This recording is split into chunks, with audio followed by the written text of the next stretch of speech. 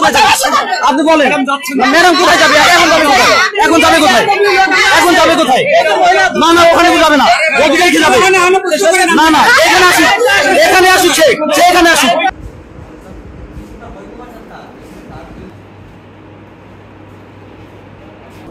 আমার বড় বোন হচ্ছে অসুস্থ, তার হচ্ছে সিজার হয়েছে গত 6 তারিখে শেরেবাংলা মেডিকেল কলেজে।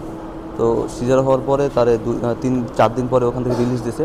তো তাকে বাড়ি নিয়ে যাওয়ার পরে 1-2 দিন পরেই তার হচ্ছে ইনফেকশন হয়েছে এই সেলাইতে। তো এরপর হচ্ছে তাকে হচ্ছে বরিশালে নিয়ে আসতে হবে আমাদের উপজেলা স্বাস্থ্য কমপ্লেক্স থেকে, ওখান থেকে বলছে বরিশালে নিয়ে যাওয়ার জন্য। আর ওই একই সময় হচ্ছে আমার আম্মু অসুস্থ হয়ে পড়ছে, তার হচ্ছে প্রেশার, শ্বাস বেড়ে গেছে, তার হচ্ছে হাই প্রেশার আছে তার। তো তার জ্বর, প্রচণ্ড জ্বর এবং শ্বাস বেড়ে গেছে, যার কারণে আমি হচ্ছে বললাম যে হচ্ছে তাহলে আম্মুকে নিয়ে আসো, আম্মুকে হচ্ছে একটু ডক্টর দেখিয়ে দিই। তো এরপর হচ্ছে আজকে সকালে মেডিকেলে গেলাম, যাওয়ার পর হচ্ছে মেডিসিন বিভাগের বহির্বিভাগে গেলাম আম্মুকে দেখানোর জন্য। তো টাইমটা হচ্ছে ধরেন 8:30 থেকে 9টার দিকে। হ্যাঁ, তো ওখানে হচ্ছে লম্বা সিরিয়াল ছিল, প্রায় 2 থেকে 2.5 ঘন্টা আমি হচ্ছে লাইনে দাঁড়িয়েছিলাম।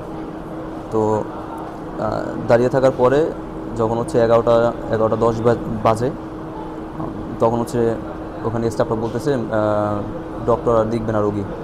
তো আমি হচ্ছে জিজ্ঞেস করলাম যে আসলে আপনারা এটা আগে বলতেন যে আপনারা হচ্ছে 11টা পর দেখবেন না, কেন দেখবেন না জিজ্ঞেস করলাম। বললো যে তাদের মানববন্ধন আছে, হ্যাঁ, ডক্টরদের, স্টাফদের। তো এরপর হচ্ছে ওনাদেরকে বললাম তাহলে আপনাদের তো এটা আগে আমাদের জানানো উচিত ছিল। আমি তো হচ্ছে আমার তো সময়ের দাম আছে ভাই, আমি হচ্ছে আমার ক্লাস পরীক্ষা রেখে আমার মাকে নিয়ে আসছি, অসুস্থ মাকে নিয়ে আসছি ডক্টর দেখাইতে। হ্যাঁ, এটা আপনারা যদি আগে জানিয়ে দিতেন তাহলে তো আমি এখানে 2-2.5 ঘন্টা এখানে বসে থাকতাম না, হ্যাঁ, অসুস্থ একটা রুগী নিয়ে। তো এই কথাবার্তার ভিতরেই তারা হচ্ছে খুব উত্তেজিত হয়ে গেল, এবং ওইখানে যে আরও রোগী ছিল তারা হচ্ছে উত্তেজিত হয়ে গেল যে আপনারা আগে বলেন নাই কেন, আমার কথা মতো আর কি। তো ইন দ্য মিন টাইম ওইখানে পরিস্থিতি গরম হয়ে গেল, আমি হচ্ছে লাইভে চলে গেছি যে ওখানে সিচুয়েশন কোন দিকে যায় আসলে।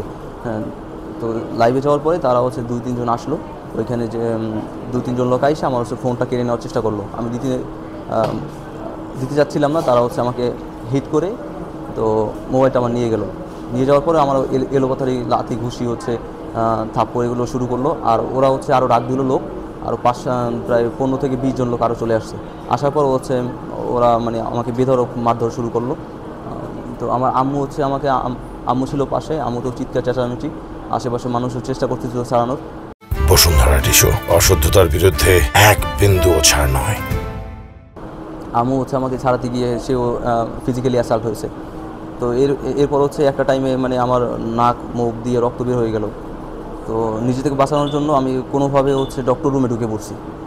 আজকের এই নিন্দাজনক ঘটনা আমরা আজকে দেখলাম যে আমার সহপাঠী তার মাকে নিয়ে চিকিৎসার জন্য গিয়েছিল, কিন্তু সেখানে সে প্রথমত হেনস্থার শিকার হয়েছে। প্রথমত শুধুমাত্র হেনস্থা না, তাকে তারা মারধর করেছে দালাল চক্রের মাধ্যমে, খুবই নিরূপণভাবে তাকে মারা হয়েছে। আজকে হচ্ছে যে আমরা এই ঘটনাগুলো দেখলাম, প্রতিনিয়ত আমাদের সাথে এই ঘটনাগুলো হচ্ছে। আমরা শুধু বিশ্ববিদ্যালয়ের স্টুডেন্টরা যখন আমরা সেখানে যাই, আমরা হচ্ছে যে বিশ্ববিদ্যালয়ের ট্যাগ লাগানোর জন্য আমাদের কিছু সম্মান করা হয়, কিন্তু যখন সাধারণ মানুষ যায় প্রতিনিয়ত এভাবেই হয়। আমার বন্ধু আজকে বিশ্ববিদ্যালয়ের আইডেন্টিটি ছাড়া গিয়েছে, কিন্তু তার সাথে যে নির্মম আজকে আচরণ করা হয়েছে, তাকে মারধর করা হয়েছে, শুধু তাকে নয়, হচ্ছে তার মাও হচ্ছে যে এই মারধরের শিকার হয়েছে। তাই হচ্ছে যে আমরা এই অব্যবস্থার জন্য আমরা হচ্ছে যে চরম শাস্তি কামনা করি। যদি কেউ আসলে দুর্ঘটনার শিকার হয় আসলে দুঃখজনক। তো আমরা শিক্ষার্থীর কাছ থেকে একটা লিখিত আবেদন দিয়েছে, প্লাস তারা কিছু ভিডিও ফুটেজ দিয়েছে, সেগুলো আমলে নিয়ে আমরা আমাদের মাননীয় ভাইস চ্যান্সেলর মহোদয় চেষ্টা করছেন যে পরিচালক যিনি আছেন মেডিকেলের, ওনার সাথে যোগাযোগ করে বিষয়টা অবহিত করা, প্লাস এই বিষয়ে যদি কেউ ভুল করে থাকে মেডিকেলের, তার বিষয়ে যদি কোনো প্রয়োজনীয় ব্যবস্থা গ্রহণ করার প্রয়োজন হয় সেটা যেন তারা গ্রহণ করেন। এই বিষয়ে অলরেডি আমাদের মাননীয় ভাইস চ্যান্সেলর মহোদয় যোগাযোগ করছেন। এবং আমরা জানি যে আমাদের কিছুদিন আগে বিএম কলেজের শিক্ষার্থীদের সাথে বৈশালী বিশ্ববিদ্যালয়ের শিক্ষার্থীদের কিছু আনটুয়ার্ড সিচুয়েশন হয়েছে, এবং সেটা নিয়ে অনেক দূর পর্যন্ত গিয়েছে, পড়াশোনা বন্ধ হওয়া থেকে শুরু করে অনেক ডিফিকাল্টি সৃষ্টি হয়েছে। তো আসলে দুটো প্রতিষ্ঠানই বৈশালীর স্বনামধন্য প্রতিষ্ঠান, এবং দুটোরই এক প্রয়োজনীয়তা অপরিসীম। তো এইখানে যেন সিভিয়ারলি কোনো আনটুয়ার্ড সিচুয়েশন না হয়, সেই জায়গাটায় সেই দিকে লক্ষ্য রেখে আমরা চেষ্টা করছি যে কেউ যদি ভুল করে থাকে সেই ভুলের জন্য তার যে